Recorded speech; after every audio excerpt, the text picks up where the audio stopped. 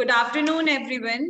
I, Navjot Suri, Assistant Professor of Law, on behalf of DME Outreach Team, I welcome you all for today's session on career counseling, making you aware of the professional courses offered by GGSIPU New Delhi after class 12. We are happy to host the session for the students of Guru Harkishan Public School, and we feel honored that the principal accepted our invitation for the conduct of the session. I also welcome Professor Dr. Ravikant Swami, Dean DME Management School and Director DME. Sir has over 25 years of experience in teaching and administration and holds a PhD degree from University of Rajasthan, Jaipur. Before Sir begins with his presentation about IP University, I would like to also welcome Ms. Navneet Kaur, PGT English ma'am. Thank you ma'am for being here. We are honored by your presence. Now over to you, sir. Okay, so these are students of 9th and 10th class, right? Yes, sir. So let me share my screen. Yes, sir. 9th and 10th students.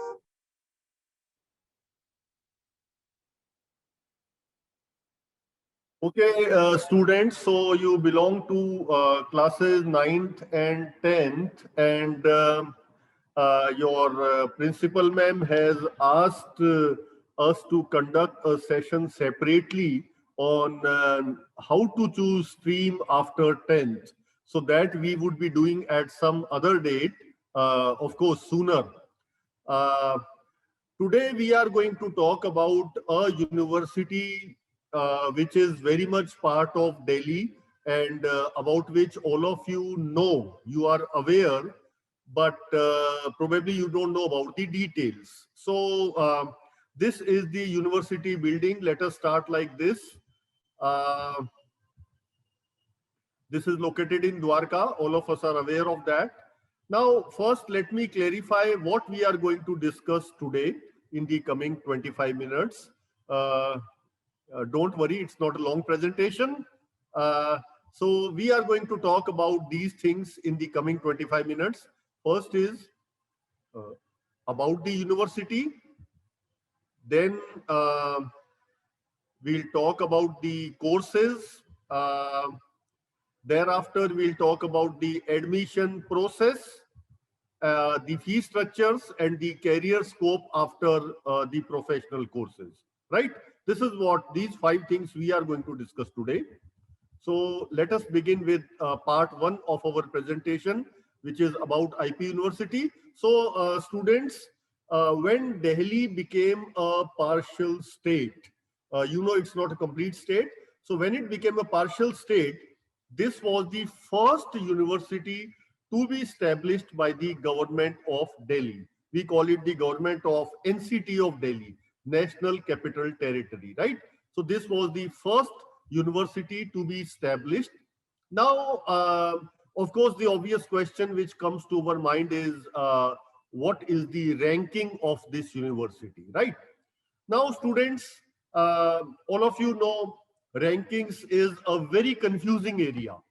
Why it is confusing? Because there are so many organizations which keep on providing rankings, and number 2, rankings are biased also. So while I speak about rankings of IPU, which ranking should I take? Should I go by the rankings given by Dainik Bhaskar or Dainik Jagran or India Today or what? No. In this presentation, we are not going to talk about ranking given by any newspaper or journal or magazine. We are going to talk about the government rankings, and students, NIRF is something, National Institutional Ranking Framework, which provides rankings. It's a government organization. These rankings are considered to be very authentic. So IP University's ranking is 95th. These are the latest figures. And this 95th rank is out of 875 universities in India. In a way, I can say that the ranking is among the top 10%. Minded, the objective of this webinar is not to praise IPU, not to paint a rosy picture about IPU, not to blow the trumpet of IPU, but to provide you the authentic and genuine information as representatives of a government organization. So the ranking of IPU given by NIRF is 95th, which simply means it stands among the top 10% universities in India. Well, the engineering rank is even better, and when it comes to business management, the ranking is among the top 5% in this country. So in case anyone wants to do BBA or MBA, the ranking is among the top 5%, right? Then there is another government body called NAC. So it has also graded IPU as A. Then students, there is important thing which you must understand. Sometimes we take degree from a university and subsequently there's a question mark. People say, oh, this degree is not recognized in America or something like that. So there is a membership of AIU. AIU is Association of Indian Universities. If any university is member of AIU, it simply means that the degree provided by that university is recognized by each and every university of this world. Therefore, IPU has got AIU's membership, and therefore IPU's degree has got recognition. It will be recognized by any university on this earth, right?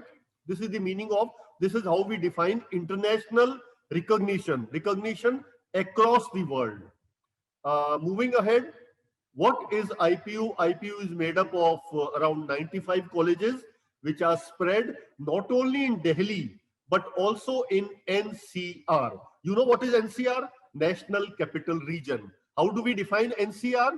NCR is nothing but the districts which are touching Delhi. So districts from two states touch Delhi, Uttar Pradesh and Haryana. So Gurugram, Faridabad, Gautam Budh Nagar, Ghaziabad, all these districts, they touch Delhi, and therefore these districts are part of National Capital Region. So IPU has got colleges not only in Delhi but also in NCR. Say for example, IPU has got colleges in Gautam Budh Nagar, in Noida, in Greater Noida, etc. Right? Then how many courses are there? There are 80 courses about which we are going to talk today. Yes, after 2 years, you may be taking admission in these courses, but you need to be prepared right from today. Say for example, you want to prepare for JEE or CLAT, then the preparation starts right in 10th class, right in 9th class. It is not a month's preparation. It's a preparation which starts right from 9th or 10th classes. And that is why we are talking with you today. There are around 80 courses. I'll be talking about them in the second part. And how many students are there? 80,000 students are there, which is a very huge number internationally. Okay, so that was about IPU. Before we move ahead, I need to tell you the difference between an academic and a professional course. Students, this is an important point because the phenomena is changing. What has happened in the post LPG? You must have studied LPG. LPG is liberalization, privatization, globalization. So this is something which is happening throughout the world. So in India also, LPG started in 1991. And after LPG, what happened to the job scenario?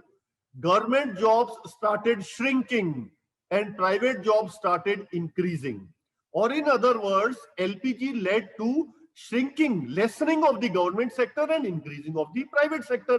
Therefore, the difference between an academic and a professional course is that an academic course like BA History or BA Psychology provides you knowledge, knowledge and knowledge. So the output is knowledge enhancement. I agree. Your knowledge will increase if you do BA Honors History or Psychology or Sociology or anything like that. But then a professional course provides you knowledge, number one. Second, how to apply that knowledge, which is very important. And third, the attitude. Attitude means work first. Work is worship. That is how I can define attitude. So professional course provides you knowledge, skills and attitude, while an academic course provides you knowledge, knowledge and knowledge. And thus the output of an academic course is knowledge enhancement, while that of an professional course is a job. Now, what has happened in the post-LPG era? Government sector is shrinking, private sector is expanding. So the private sector needs students who are professionally qualified or academically good. They need students who are professionally qualified, which means students who are ready to start a job. This is what is the objective of a professional course. And IPU is known for professional courses and University of Delhi is known for academic courses. Say for example, BTech, University of Delhi does not have BTech. Hotel management, no, University of Delhi does not have, while IPU does not have courses like history or sociology or psychology. So please try to understand, Delhi has got two major government universities, University of Delhi and IPU. IPU is about professional courses, University of Delhi is about academic courses. Moving on, this is an interesting section. Who are the notable alumni of IPU? Well, the first one is your favorite. Yes, she is Tapsi Pannu. I'm sure these days she's everyone's favorite. So who does not know about the great movies like Pink or Baby, or means all these are your favorite movies? Tapsi did her BTech Computer Science from IPU in 2009. Then if you are fond of reading novels, you must have heard about these novels, God of the Salid, Gone Are the Days. The author of these, Gaurav Sharma, did his journalism and mass comm from IPU. Then all of us watch Gaurav Gogoi on television. He is the deputy leader of Congress in Lok Sabha. He also did his BTech electronics from IPU. Although there are so many, the list is very exhaustive. I have taken only the very few ones because time obviously is a constraint. Guneet Monga, yes. Everyone knows movies like Gangs of Wasseypur. So it is Guneet Monga. She did her journalism from IPU, and her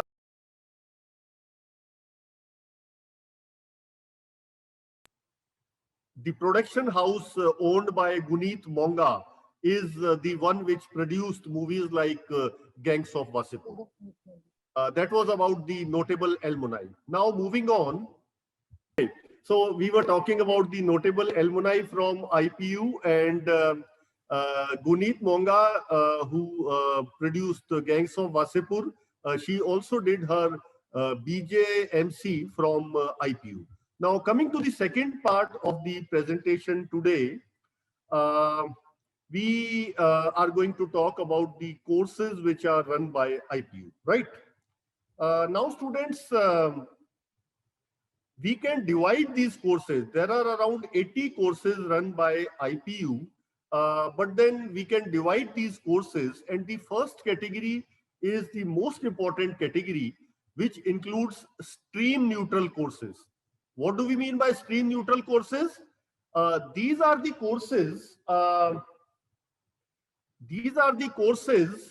for which no specific stream is needed, right? You may have done 12th with commerce or humanities or maths or bio or anything, even vocational. Still you are eligible to take admission in these courses. So therefore we call them stream neutral courses. So the first one is BA LLB. This is a 5-year integrated course. Then we have BB LLB. Again, it's a 5-year integrated course. Then Bachelor of Arts in Journalism and Mass Communication, which Guneet Monga did from IPU. This again is a stream neutral course. BBA, and then Hotel Management. So what is the importance of this first list? These are the courses for which no specific stream is needed at 12th. You may have done your 12th in any discipline, still you are eligible for these courses. Yes, 50% at 12th remains the essential eligibility. That is always the eligibility for any professional course in this country, except BTech, where the eligibility is 45% only. So this is about the stream neutral courses. Then there are courses which are not stream neutral. So for those courses, you need a specific background in class 12th. So what are those courses? We have BTech, so Bachelor of Technology, then BArch, Bachelor of Architecture. For both these courses, you need mathematics at your 12th. Without that, you are not eligible to do BTech or BArch. Then there are courses like pharmacy, nursing, MBBS, etc., about which we are going to talk in the next section of this program. These courses need bio at 12th, right? So students, this was about the courses. There are around 80 courses. Many of them are PG courses, which are not relevant for you as on date. So we will be talking about these some other day. Today, I have taken only the prominent courses and the courses which are to be done after 12th. So this was the second part of our today's lecture. The courses which are there, the professional courses which are there at IPU. Coming to the admission process, well, it's very simple. I can tell you IPU is a very, very digitized university. It is digitized in the sense that the entire admission process is 100% digital. You may not visit a college, still you can take admission because the process is purely digital. So you can click this link.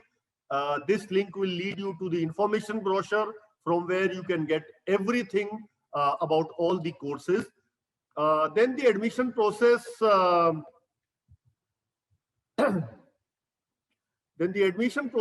we can divide the courses into two parts. One for which IPU conducts its own entrance exam, and second for which IPU goes by the national level exams.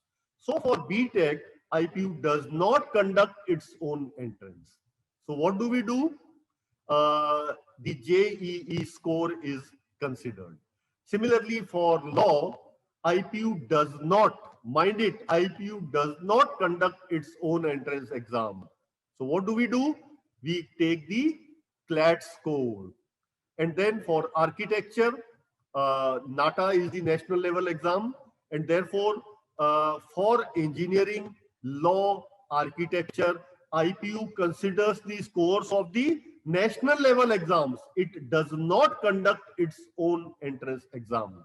And the reason why we are conducting this program with the students of 9th and 10th is that you need to start preparing for JEE, for CLAT, for architecture. These are competitive exams. You need to start preparing for them right from today, right? Then there are exams, then there are courses like BBA, hotel management, journalism, etc., for which IPU conducts its own exams, right? So that exam is called CET. Other than that, due to COVID, especially in 2021, a provision has been made that students can straight away visit a college and take admission. The next part of the presentation is the fee structure. So yes, it's a government university. IPU is a government university, and therefore we find that the fee structure is, I'll say, reasonable, not very high. For all the courses at IPU, the fee structure ranges between 80,000 and 1,10,000. So I must say that IPU, being a government university, is not like the private universities. I cannot name private universities, but then IPU is not like the private universities which charge a hefty fee. Similarly, being a government university, there are no hidden charges. So it's not possible that you take admission in an IPU college and tomorrow they say that you pay additionally for exam or for picnic or for placement. That is not possible because it's a government university. So that was about the fee structure. Third part of our presentation. Scholarships are good. Delhi government is minded the richest government in India in terms of per capita income. It has got good scholarships which are not based on caste, creed, or community. That's very important. Of course, there are scholarships for SC, for ST, for OBC. There are scholarships, but then there's a very important scholarship for the general category students. We call it merit cum means. So this scholarship is for the general category, and the condition is you must have 60% with no reappear. The scholarship is yours. Yes, there are various categories. If your family income is between 2.5 to 6 lakhs, then you will get 25% scholarship of the tuition fee. If your family income is less than 2.5 lakhs, you will be getting 50%. And if you are a ration card holder, means below poverty line, 100% of the tuition fee will be waived off by the Delhi government. Then there are many other scholarships for economically weaker sections, so on and so forth. This is the last part of our presentation because you are still to choose your stream. Students, if you go for a law course like BA LLB or BBA LLB, what is the scope? So the scope of a law course is in 4 areas. What are those 4 areas? First is practice. Okay, you can become an advocate. You can put on a black coat. My coat is not black today. Oh, so you can put a black coat. You can start your practice. That is the first area where a law graduate, a person who has done BA LLB or BBA LLB can work. Second, you can join a law firm. Third, you can go for government jobs like judiciary. You can become a magistrate. You can become a judge. And the fourth is law graduates can join politics. Why I am saying so? Because politicians throughout the world, I don't know why it happens, but majority of the politicians throughout the world are law degree holders. Mahatma Gandhi, law degree holder. Jawaharlal Nehru, law degree holder. Sardar Patel, law graduate. Barack Obama, law graduate. Kamala Harris, the recently elected vice president of USA, who is an Indian, who is a Tamilian. So she also is a law graduate. So I generally tell my students that yes, politics seems to be an area where law graduates are extremely successful. So to conclude about the law graduates, there are 4 areas where you can find your career path. You can go for practice, join a law firm, become a magistrate, or join politics. Talking about journalism, yes, the mobile is with you. You watch Netflix, Amazon Prime, you watch Mirzapur, you watch anything. And who is preparing that? Students of journalism and mass communication, right? So the scope of journalism and mass communication is in terms of whatever you are watching on your mobile. It is being prepared, it is being produced by people who are trained in journalism and mass communication. So while we watch anything on our mobile or television or laptop, it is being prepared by none other than the students of mass communication. That defines the scope of BJMC. Coming to BBA students, as far as the management degree is concerned, there are 3 areas in which management graduates can find a job: marketing, finance, HR. These are the 3 traditional areas. You can get a job in marketing, a job in finance, or a job in HR. Then there are the upcoming areas like international business, export, import, then operations, retail, pharma. These are the sectoral areas which are very, very large. So management is a course which has got a very large, or I must say all encompassing scope, because we live in a mismanaged world, and therefore everywhere managers are needed. That defines the scope of BBA. Coming to hotel management, yes, again there are 3 areas: housekeeping, front office, food and beverage. These are the 3 areas in which hotel management graduates find their careers. So we say that what does a hotel management graduate do? We say they cool, they cook, they serve, right? So therefore, if you are doing BHMCT, you can find a career in housekeeping. You can find a career in front office. You can find a career in food and beverage. Food and beverage means the kitchen part, which is extremely important. Coming to BTech, yes. While I talk about BTech, I must tell you that technology is an area which is very much pattern oriented. We find that in the post independence era, during the uh, 50s, 60s, 70s, 80s, civil engineering was at the top. Why? Because the nation was building after independence. Lot of roads, bridges, infrastructure was required.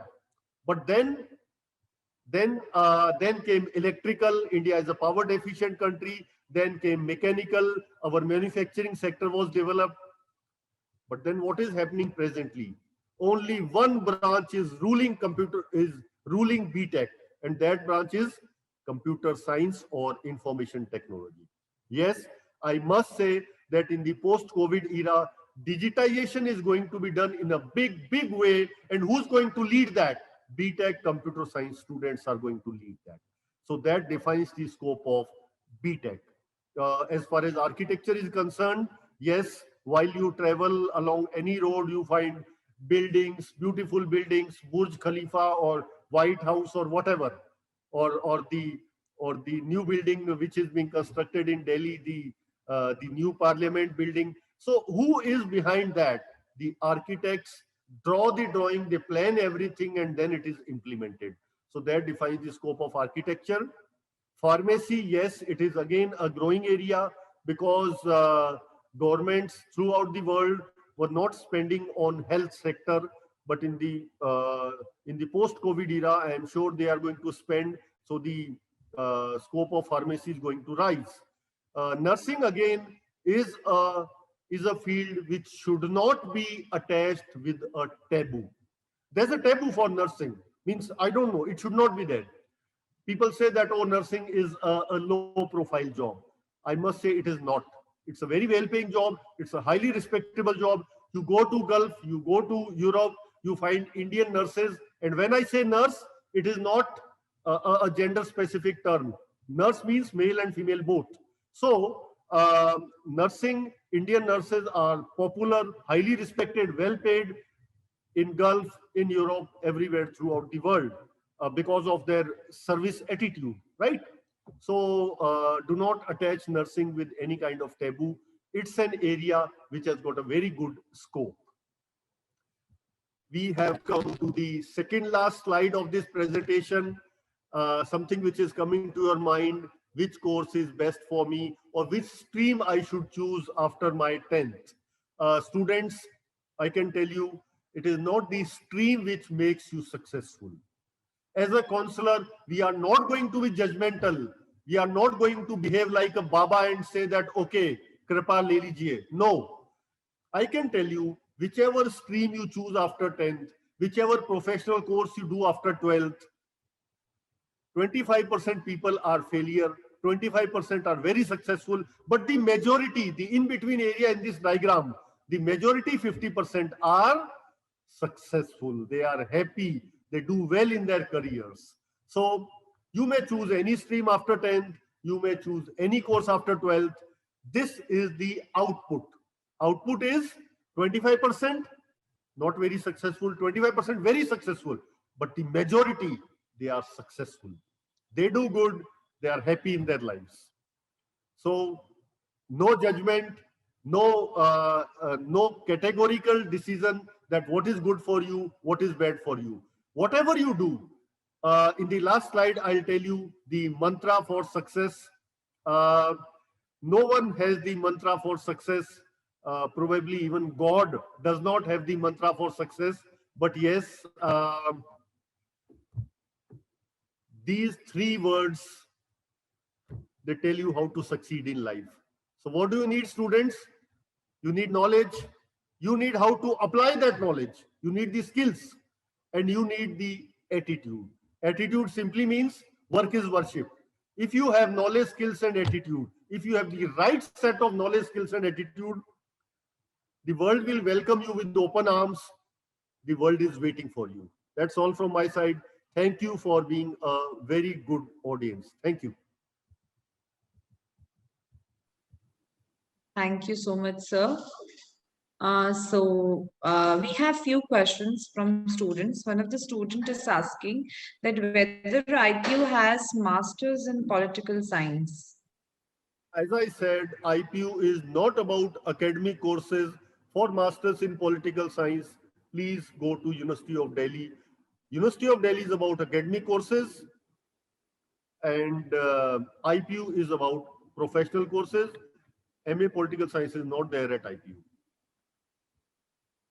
And one of the question is that which entrance exam has to be given in regard to if we go for BBA course?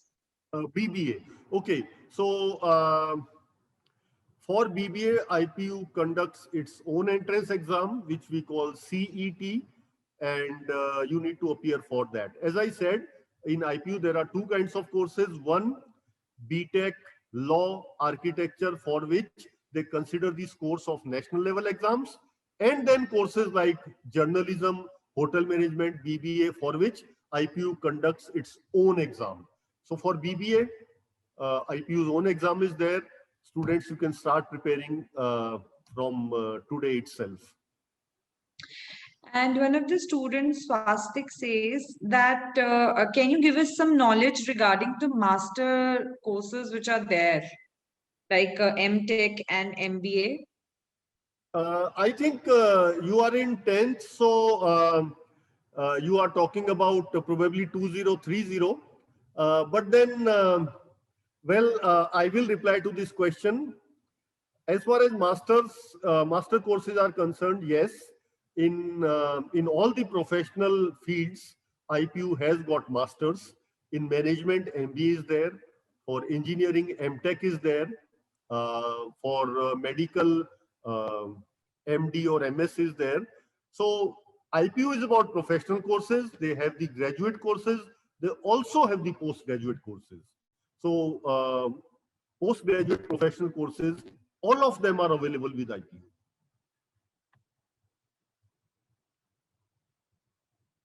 Jaskaran is asking that I am interested to become a pilot. So which course should I join for that particular, job?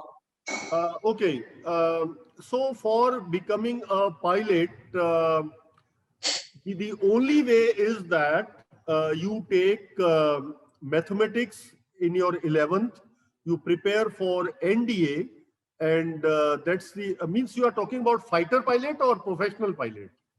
Again, I'm He's first just okay. I'll apply for mentioned both. pilot. I'll apply for both. Yes. So if you want to be a fighter pilot, if you want to fly a Jaguar or Mirage or MiG-23 or 29, in that case, you have to take science maths in 11th and then NDA, go to Pune, Khadakwasla and become a fighter pilot. That's one.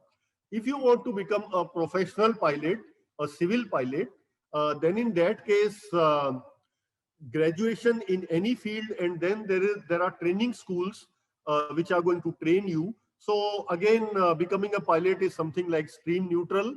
Graduation in any field you can complete, and I suggest that the BTech would be more suitable if you want to become a pilot. Say BTech mechanical would be best. BTech aeronautical would have been the best. It is not available at IPU, Navjot.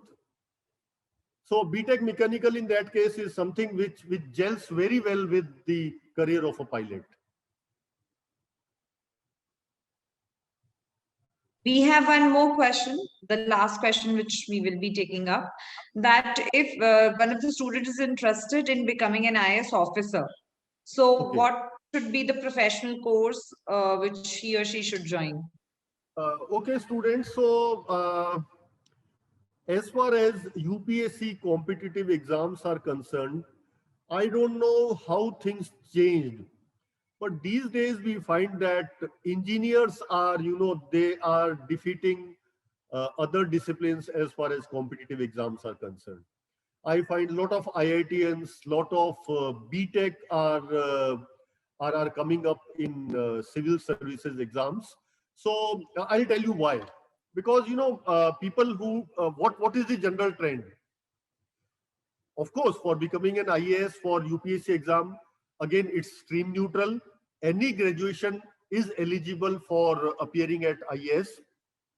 And like a professional course, while you need 50% in 12th for any professional course, for appearing at IAS, you don't even need that. Even if you have 40% at your graduation, you can appear for IAS. But then I'll tell you how things are happening these days. People go for engineering, and then in civil services, they choose physics and mathematics, right? So that seems to be something which is working very well, because the engineer does very well when it comes to writing an exam of physics or mathematics. This is what I have seen happening. Otherwise, you may opt for BA or BBA or anything, and then you may find subjects which are very close to your course. Say, for example, if you do BBA, then you can choose management and commerce at UPSC. This is how. So for UPSC, any stream is fine, but I don't know why these days engineers are beating others when it comes to UPSC competition. So they go for BTech, and then they choose this physics and mathematics at UPSC. Other than that, the engineering subjects are also available for UPSC, like electronics, like computer science. These are also available in the UPSC exam. Yes, Navjot. Okay, so we are receiving a lot of questions. I'll be sharing in the chat box the phone number and the email ID on which you can post your questions, and we would be happy to answer them all.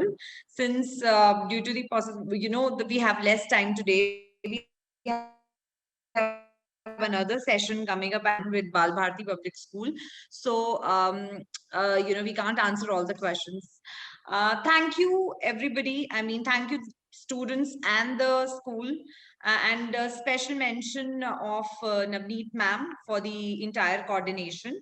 And thank you so much, sir, for delivering such an informative session. I hope students have, I mean, a lot of queries have been solved, and they have got a lot of knowledge about the professional courses which have been, offered by IP University. That's all. Thank you.